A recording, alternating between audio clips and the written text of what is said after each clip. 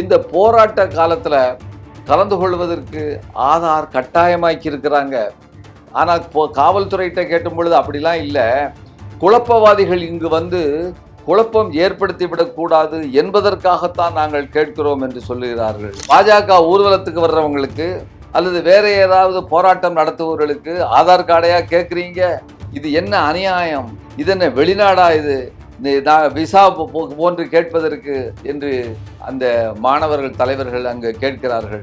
அவர்கள் எல்லோரும் தங்களுடைய ஜனநாயக உரிமைகள் பாதிக்கப்படுவதாக சொல்லுகிறார்கள். நீங்கள் ஏன் இங்கு வந்திருக்கிறீர்கள் என்று கேட்கும் பொழுது அந்த தாதி, அந்த பாட்டியம்மா சொல்றாங்க, என்னுடைய பேரன், என்னுடைய பேத்தி, அவர்களுடைய எதிர்காலம் கேள்விக்குரியதாக இருக்கிறது, அதற்காக நான் வந்திருக்கிறேன் என்று சொல்லுகிறார்கள். தர்மேந்திர பிரதான் ராஜினாமா செய்யும் வரை இந்த இடத்தில் இருப்பேன் என்ற அந்த வயதான பாட்டியம்மா இங்கு சொல்லக்கூடிய காட்சியை நாம் பார்க்கிறோம். ஓ, அப்ப அந்த மிஸ்டர் அண்ட் மிஸ்ஸஸ் பெர்ஃபெக்ட் உண்மையிலேயே வர்த். நரம்பு தளர்ச்சியிலிருந்து விடுபட்டு உடம்பு ஒரு புது வீரியம் பெற மா நேச்சுரல்ஸோட மிஸ்டர் பெர்ஃபெக்ட்டை யூஸ் பண்ணுங்க.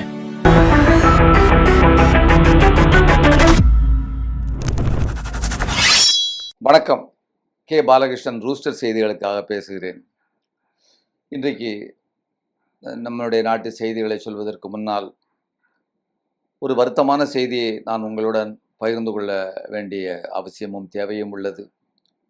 அமைப்பு சாரா தொழிலாளர்கள் அவர்கள் மத்தியிலே வேலை செய்து கொண்டிருந்த அம்மையார், நம்முடைய மதிப்பிற்குரிய மரியாதைக்குரிய கீதா அம்மா அவர்களினுடைய வலதுகரமாக இருந்து வந்த தோழியர் லீலாவதி அவர்கள் உடல்நல குறைவு காரணமாக நேற்றைய தினம் அவர் இந்த உலகத்தை விட்டு மறைந்து விட்டார். மிகவும் ஒரு சரியான போராளி. கீதாம்மா செல்கின்ற இடங்களிலெல்லாம் அவர் செல்லுவார். அதுபோல வேறு எந்த போராட்டங்கள் சென்னையில் நடந்தாலும் அந்த போராட்டங்களுக்கெல்லாம் அவர்கள் வரக்கூடியவர். நாங்கள் எல்லோரும் கடந்த 30 ஆண்டுகளுக்கு மேலாக தொடர்ந்து பொதுவெளியிலே பயணித்து வருகிறோம். அந்த அம்மையார் நேற்று இறந்துவிட்டார். அவருக்கு நம்ம ஆழ்ந்த அஞ்சலியை செலுத்துகிறோம். அதே போல இரண்டாவது ஒரு மிகப்பெரிய அடி, அதே அமைப்பு சாரா தொழிலாளர்களுடைய இயக்கத்தில் இன்றைக்கு தமிழ்நாடு உடல் உழைப்பு தொழிலாளர் சங்கம் மற்றும் பெண்ணுரிமை இயக்கத்தை சேர்ந்த அன்பு சகோதரி அன்னக்கிளி அவர்கள் இங்கே சென்னையில் உள்ள சத்யா நகரை சேர்ந்தவர்கள். அவர்கள் நேற்று 12:30 மணிக்கு அவர்களும் இந்த உலகத்தை விட்டு மறைந்து விட்டார். அவர்களும் சிறிது காலமாக உடல்நலக்குறைவு காரணமாக இருந்தால் இவர்கள் இந்த அம்மையார் மறைவதற்கான அந்த வயது கிடையாது. ஆனாலும் ஒரு உடல்நலக்குறைவு, தொடர்ந்து பணிகளில் ஈடுபாடு கொள்வது, உடல்நிலையை மறுத்து வேலை செய்வது போன்ற விஷயங்களில் ஈடுபட்டதால் இந்த நிலை ஏற்பட்டுள்ளது. கீதாம்மாவிற்கு மிகப்பெரிய ஒரு வலதுகரமும் இடதுகரமாக இருந்த 2 தோழியர்கள் மறைந்தது அமைப்பு சாரா தொழிலாளர்களுக்கு மட்டுமல்ல, தமிழ்நாட்டில் உள்ள அனைத்து உழைக்கும் மக்களுக்குமான ஒரு பேர் அதிர்ச்சியை ஏற்படுத்தியுள்ளது. அவர்களுக்கு நம்முடைய அஞ்சலியை செலுத்துகிறோம். இன்றைய தினம் நாட்டில் நடக்கக்கூடிய சில முக்கியமான நிகழ்வுகள், குறிப்பாக டெல்லி மாநகரத்திலே ஜந்தர் மந்தரில் நடந்து கொண்டிருக்கக்கூடிய மாணவர்கள் இளைஞர்களினுடைய எழுச்சிமிகு ஆர்ப்பாட்டத்தை பற்றி முதலில் பார்ப்போம். இன்றைக்கு 5வது நாள் போராட்டம். 20ஆம் தேதி ஆரம்பித்த போராட்டம் 5வது நாள் தொடர்ந்து நடைபெற்று கொண்டிருக்கின்றது. முதல் நாள் 20ஆம் தேதி எந்த அளவிற்கு உத்வேகத்துடன் ஆரம்பிக்கப்பட்டதோ அதை விட கூடுதலான உத்வேகத்துடன் அந்த போராட்டம் நடந்து கொண்டிருக்கின்றது என்பது நாட்டில் உள்ள இளைஞர்களுக்கும் மாற்றத்தை விரும்பக்கூடிய மக்களுக்கும் நமக்கு ஒரு நம்பிக்கையை ஏற்படுத்தி இருக்கிறது என்று சொன்னால் மிகையாகாது. நேற்றைய நாள் போராட்டம் நடந்து கொண்டிருந்த பொழுது சூறாவளி காற்று அடித்தது, மழை பெய்தது. மாணவர்கள் அந்த பந்தலை, ஷாமியானாவை பறக்கப்படாமல் கெட்டியாக பிடித்து கொண்டனர். இந்த நாட்டினுடைய கல்வி புலத்தில் ஊழல் நடந்து கொண்டிருக்கின்றது, அதை நீக்க வேண்டும், களைய வேண்டும் என்பதற்காக இந்த நாட்டில் உள்ள மக்களின் சார்பாக, இளைஞர்களின் சார்பாக அந்த பொறுப்பை, தார்மீக கடமையை தங்கள் தோள்களின் மீது தூக்கி சுமந்து கொண்டிருக்கின்ற அந்த இளைஞர்களுக்கு ஒரு சாதாரண பந்தலை தூக்குவதா மிக கடினமான வேலை, இருக்கவே முடியாது. அமித்ஷாவினுடைய காவல்துறை ஜந்தர் மந்தரை நோக்கி வந்தவர்களை பல்வேறு இடங்களில் நிறுத்தி மிரட்டி உருட்டியும் தாக்கியும் உள்ளனர் என்பது இன்றைக்கு செய்திகளாக வந்து கொண்டிருக்கின்றன. அதில் ஒரு 14 வயது மாணவி, அந்த மாணவியினுடைய தந்தையார் அடிபட்டு அவர் மண்டை உடைந்து விட்டது என்கின்ற ஒரு செய்தியை கேட்கும் பொழுது அந்த மாணவி அந்த மேடையிலே நின்று அழுத வண்ணம், ஆனால் பயப்படாமல், துன்பத்தோடு ஆனால் உறுதியோடு தன்னுடைய கதையை சொல்லிக் கொண்டிருக்கிறார். அதையும் நீங்கள் பார்க்கலாம். தில்லி நகரில் உள்ள மக்கள் கூட்டமாக வந்து காவல்துறை தடுப்புக்கு அப்பால் நின்று கொண்டு இளைஞர்களுக்கும் மாணவர்களுக்கும் தங்களுடைய ஆதரவை தெரிவித்த வண்ணமாக இருக்கிறார்கள்.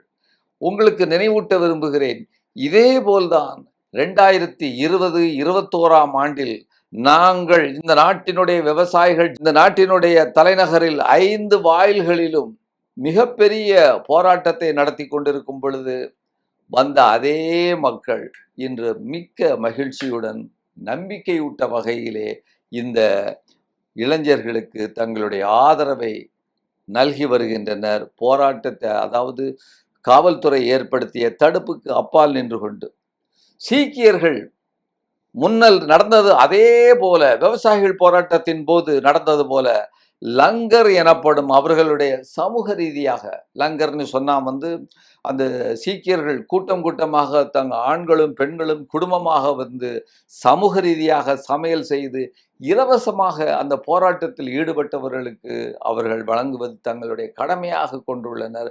அப்படிப்பட்ட லங்கர்களை சீக்கிய அந்த மக்கள் ஏற்பாடு செய்து மாணவர்களுக்கு, இளைஞர்களுக்கு இலவசமாக உணவு வழங்கிய வண்ணம் இருக்கின்றனர். இஸ்லாமிய சமூகத்தைச் சேர்ந்தவர்கள் அவர்கள் பழச்சாறுகளையும் தண்ணீர் பாட்டில்களையும் அந்த மாணவர்களுக்கு கொண்டு வந்து கொடுத்த வண்ணமாக இருக்கிறார்கள். காவல்துறை இவ்வாறு உணவு வழங்குபவர்களையும் தண்ணீர் பாட்டில் கொடுப்பவர்களையும் அவர்களுடைய வீட்டிற்கு சென்று மிரட்டுகிறது, உருட்டுகிறது, நடவடிக்கை எடுப்போம் என்று சொல்லுகிறது. பாஜகவும் வலதுசாரி குண்டர்களும் இன்றைக்கு அந்த ஜந்தர் மந்தரில் ஈடுபட்டுள்ள ஆர்ப்பாட்டத்தில் கலந்து கொண்டுள்ள மாணவர்களை, இளைஞர்களை தாக்குவோம், நீங்கள் மரியாதையாக வெளியே சென்று விடுங்கள் என்று சொல்லக்கூடிய காட்சிகளும் இன்று வந்து கொண்டிருக்கின்றன. தர்மேந்திர பிரதாப் இந்த மாணவர்களை பயங்கரவாதிகளின் பி டீம், இவர்கள்தான் பயங்கரவாதிகள் என்று பழி சுமத்தக்கூடிய அந்த நிலையையும் பார்க்கிறோம். कुछ दूर जंतर मंतर पर एक कॉकरोच जनता पार्टी आई है, वो भी अपना प्रदर्शन कर रही है इसी मुद्दे को लेकर के, उस बारे में आप क्या कहेंगे? ये तो दहशतगर्दों का बी टीम है, जिन लोगों को प्रजातंत्र ने सरे से अस्वीकार किया, वो छद्म रूप में आके इस प्रकार की व्यवस्था के पीछे पड़े हैं. அதற்கு அஜித் தன்னுடைய ஸ்மார்ட்டாக, ஒரு இளைஞன் அல்லவா, அந்த பதில் 17 மாணவர்களினுடைய இரத்த கரை படிந்த அந்த கைகளா எங்களை பார்த்து சொல்லுவது என்று சரியான பதிலடி கொடுத்திருக்கிறார் என்று சொல்லும் பொழுது நமக்கு மகிழ்ச்சியாக இருக்கிறது. டெல்லி போலீசார் ஜந்தர் மந்தர்ல போராட்டத்து களத்தில் அதற்கு நோக்கி வந்து கொண்டு உள்ளவர்களிடம், கலந்து கொள்ளுபவர்களிடம் மறித்து ஆதார் கார்டு கொடுங்க, காண்பீங்க, உங்களை பற்றி நாங்கள் தெரிந்து கொள்ள வேண்டும் என்று கேட்கக்கூடிய ஒரு செய்தி. என்ன அபிஜித் சொல்றாரு, பாஜக ஊர்வலத்துக்கு வர்றவங்களுக்கு அல்லது வேற ஏதாவது போராட்டம் நடத்துபவர்களுக்கு ஆதார் கார்டையா கேட்குறீங்க? இது என்ன அநியாயம், இது என்ன வெளிநாடா, இது விசா போன்று கேட்பதற்கு என்று அந்த மாணவர்கள் தலைவர்கள் அங்கு கேட்கிறார்கள். இன்றைக்கு இந்த நீட் தேர்வு கசிவு, அந்த வினாத்தாள் கசிவுக்கு எதிராக நடந்து கொண்டிருக்கக்கூடிய இந்த மாணவர்கள் அந்த போராட்டங்களில் கலந்து கொள்ள வருபவர்களுக்கு ஆதார் கார்டு கேட்பது என்பது மிக மிக மோசமான காரியம். இது கண்டிக்கப்பட வேண்டியது. அதுபோல தண்ணி கொண்டுவர்கள்ட்டையும் அடையாள அட்டைகளை கேட்கிறார்கள். அவர்கள் எல்லோரும் தங்களுடைய ஜனநாயக உரிமைகள் பாதிக்கப்படுவதாக சொல்லுகிறார்கள். ஆனால் ஒரு விஷயம் பாருங்க, இந்த போராட்ட காலத்தில் கலந்து கொள்வதற்கு ஆதார் கட்டாயமாக்கி இருக்கிறாங்க. ஆனால் காவல்துறையிட்ட கேட்டும் பொழுது அப்படிலாம் இல்லை, குழப்பவாதிகள் இங்கு வந்து குழப்பம் ஏற்படுத்தி விடக்கூடாது என்பதற்காகத்தான் நாங்கள் கேட்கிறோம் என்று சொல்லுகிறார்கள். இப்படியாக அங்கு செய்திகள் வந்த வண்ணம் இருக்கின்றன. அபிஜித் என்ன சொல்றாருன்னு சொன்னா, மாணவர்களை மிரட்டக்கூடிய அந்த குண்டா முறையை பாஜக அரசு அமல்படுத்தி கொண்டிருக்கிறது. அவங்க அந்த வீடியோல போட்டு வந்து அந்த பாஜக குண்டர்கள் இவங்க எல்லாத்துக்கும் சொல்றாங்க, வீடியோ நல்லா தெரியுது, அது உங்களுக்கு காண்பிக்கிறோம், நீங்கள் உடனடியாக இந்த இடத்தை விட்டு காலி செய்யாவிட்டால் உங்கள் மீது கடுமையான நடவடிக்கை எடுக்கப்படும், நீங்கள் விரட்டப்படுவீர்கள்னு சொல்லக்கூடிய அந்த வீடியோ போட்டுட்டு இவர் அபிஜித் சொல்றாரு, இந்த மாதிரி செய்கிறவங்களை ஏன் நீங்கள் கைது செய்ய மறுக்கிறீர்கள்? அவர்கள் ஃப்ரீயா சுத்திட்டு இருக்கிறாங்க, ஆனால் அமைதி வழியாக போராடக்கூடிய எங்கள் மீது ஏன் இந்த நடவடிக்கைகளை நீங்கள் மேற்கொண்டிருக்கிறீர்கள் என்று கேட்கக்கூடிய அந்த செய்திகளையும் நாம் பார்க்கிறோம். போராட்டக்காரர்களுக்கு தண்ணீர் கொண்டு வருபவர்களின் வீடுகளுக்கு போலீஸ் விசிட் வருகிறது, வீடுகளுக்கு போய் போலீஸ் விசிட்டு. இப்படித்தான் என்ன செய்றாங்க, பயம் காட்டப்படுகிறது, மக்களுக்கு பயம் காட்டப்படுகிறது, மாணவர்களுக்கு பயம் காட்டப்படுகிறது. இந்த நாட்டினுடைய எழுந்து வரக்கூடிய அந்த இளைய சமுதாயத்திற்கு பயம் காட்டப்படுகிறது. அவர்கள் அதை மீறி கொண்டிருக்கிறார்கள், இந்த பயத்தை உதறி கொண்டிருக்கிறார்கள். விவசாயிகளை எங்களுக்கு நீங்கள் ஆதரவு தாருங்கள் என்று அவர்கள் கேட்ப விவசாயிகள் சாறை சாறையாக உத்தரப்பிரதேசத்திலும் ஹரியானாவிலும் அங்கிருந்து வந்து தங்களுடைய ஆதரவை அவர்களுக்கு அளித்து கொண்டிருக்கக்கூடிய காட்சியை நாம் பார்க்கிறோம். அதுபோல ஒரு பாட்டி, அந்த அம்மையார் அங்கு வந்திருக்கிறார், அவங்கள்ட்ட கேட்குறாங்க இந்த ரிப்போர்ட்டர், நீங்கள் ஏன் நீங்க வந்திருக்கிறீர்கள் என்று கேட்கும் பொழுது அந்த தாதி, அந்த அம்மா, அந்த பாட்டியம்மா சொல்றாங்க, என்னுடைய பேரன், என்னுடைய பேத்தி, அவர்களுடைய எதிர்காலம் கேள்விக்குரியதாக இருக்கிறது, அதற்காக நான் வந்திருக்கிறேன் என்று சொல்லுகிறார்கள்.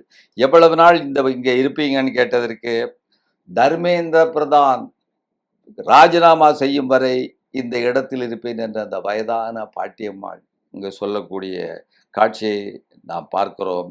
அதையும் உங்களுக்கு நீங்கள் பார்க்கலாம், போட்டு காண்பிக்கிறோம். अच्छा, आप कहाँ से आई हैं? मैं यहीं से दिल्ली से आई हूँ। आप यहाँ क्यों आई हैं? अपने पोता पोती के लिए आई। थोड़ा और समझा कर बताइए। जो अभी पेपर जो लीक होया है, जो बच्चों का भविष्य खराब कर रहे हैं, हम हमारे पोता पोती आगे पेपर देंगे, उसके भविष्य के लिए हम लोग यहाँ पर आए हैं। आप लोग एक कोई ग्रुप आया है, आप सारे हमारा ग्रुप तो नहीं है, मेरे मतलब गाँव के बच्चे भी हैं, 4-5 और पीछे बैठे हुए हैं। कितने लोग आप लोग साथ आए? लोग आए हम। हाँ जी, हाँ जी। और कब तक रहने का इरादा है? जब तक मंदिर पर दाना इस्तीफा ना, जब तक यहीं रहेंगे हम लोग। आप आज आई प्रदर्शन, कल भी आई? कल भी आए थे हम, कल भी रात को गए हैं, फिर इन्होंने पुलिस ने खदेड़ खदेड़ मारा हमारे को, बाहर निकलो बाहर निकलो, फिर अंदर नहीं हमें आने दिया इन लोगों ने। हम तो कल से ही अच्छा, कल मंदिर प्रधान जी इस्तीफा नहीं देंगे, इतना हम यहीं बैठे रहे। हमारे बच्चों का भविष्य है हमारे। आपके घर परिवार में कोई बच्चा अभी पढ़ाई कर रहा है? मेरा पोता कॉलेज गया है, क्या पढ़ता है? अभी फर्स्ट ईयर है उनका। हाँ जी। और पोती मेरी 11वीं क्लास में हुई है, उनका भविष्य भी तो ये और भी बच्चे हैं, इनका भविष्य है ना। आपको इस प्रोटेस्ट के बारे में कि यहाँ पे कोई प्रदर्शन हो रहा है कैसे पता चला? टीवी में डेली आ रहा है, टीवी 1 महीना हो गया, सरकार को तो पता समझ में नहीं आई, सरकार की तो कोई बात समझ में नहीं आती है। वैसे प्रधानमंत्री मन की बात तो जरूर करते हैं, लेकिन शिक्षा के बारे में कोई बात नहीं करते हैं। जो 13 बच्चे मर गए हैं, उनका तो जिम्मेवार कोई नहीं है। மோடி பேசும் பொழுது மன் கி பாத்தில் எஜுகேஷனை பற்றி ஏதாவது பேசுகிறாரா அப்படிங்கிறதையும் அந்த பாட்டியம்மா கேட்கக்கூடிய செய்தி. நேற்று அதிகாலை 4:30 மணிக்கு அந்த செய்தி பாருங்க, எந்த ஒரு விதமான ஷாமியானாவும் கிடையாது, குளிர். 1 மணிக்கு 4 மணிக்கு அந்த செய்திகள்லாம் உங்களுக்கு முன்னால் போட்டு காமிக்கிறோம். அந்த பையங்க அப்படியே தரையில் படுத்திருக்கிறாங்க. எல்லோரும் இந்த தரையிலேயே, சாதாரண தரையிலேயே நம்மை போன்ற இந்த படித்து வந்த குழந்தைகள் இல்லை, இவர்கள் ஓரளவுக்கு வசதியான உள்ளவர்கள். ஆனாலும் இவர்கள் எல்லோரும் ஒரு காரணத்திற்காக, ஒரு நோக்கத்திற்காக இன்று தங்களை தாங்களே கஷ்டப்படுத்தி கொண்டிருக்கிறார்கள். இந்த நாட்டில் இளைய சமுதாயத்தினுடைய ஃபியூச்சருக்காக, நம்முடைய குழந்தைகளின் ஃபியூச்சருக்காக, நம்முடைய கிராண்ட் சில்ட்ரனுடைய ஃபியூச்சருக்காக என்பதையும் நாம் பார்க்கிறோம். அவர்கள்தான் இந்த நாட்டினுடைய வாரியர்கள், போராளிகள்.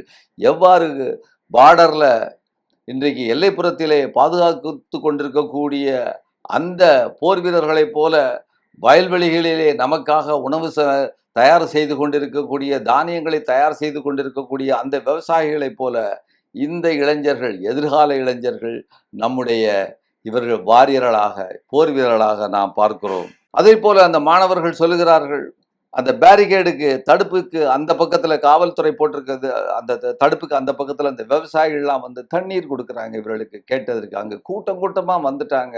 அந்த தண்ணீரை இந்த பக்கம் இருந்து இவர்கள் வாங்கி கொண்டிருக்கிறார்கள்.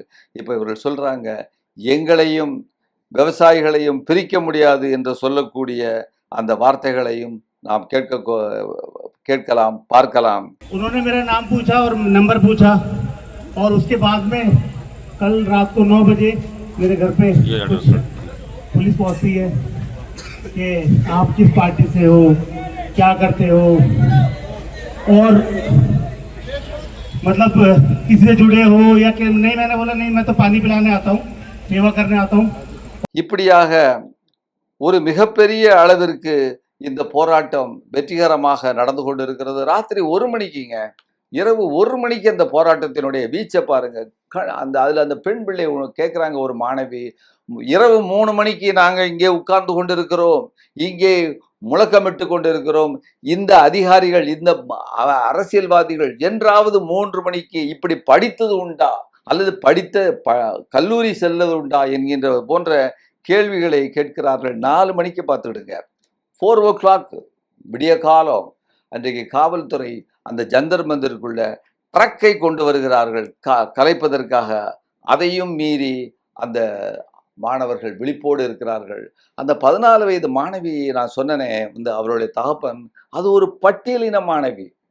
அந்த மாணவி தனியாக மேடையிலிருந்து பேசியதையும், தனியாக அவர்கள் கதறி கொண்டிருக்க காட்சி, உறுதியுடனும், ஆனாலும் குழந்தை தானேப்பா, அவர்கள் கதறி கொண்டிருக்கக்கூடிய காட்சியை நீங்க பார்க்கலாம்.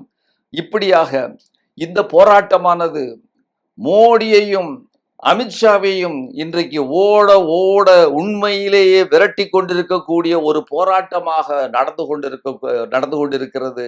இதற்கு இந்த போராட்டத்தை கௌரவமாக இந்த பாஜக அரசு முடிக்க வேண்டும் என்று சொன்னால் தர்மேந்திர பிரதான் பதவி விலக வேண்டும். அதை தவிர வேறு குறுக்கு வழியே இல்லை என்று சொன்னால் இதே இந்த இளைய சமூகம் இன்றைக்கு இவர்கள் தோற்கடிக்கப்படுவார்களே. ஆனால் இவர்கள்தான் சில ஆண்டுகளில் உங்களுக்கு ஆப்பு வைக்கக்கூடிய மிக பெரும் மாபெரும் சக்தியாக மாறுவார்கள் என்பதையும் நினைவில் கொண்டு தர்மேந்திர பிரதானை உடனடியாக பதவி நீக்கம் செய்வதற்கு இந்த அரசு ஆவணம் செய்ய வேண்டும் என்று கேட்டுக்கொண்டு இந்த செய்தியை இத்துடன் முடித்துக் கொள்கிறேன்.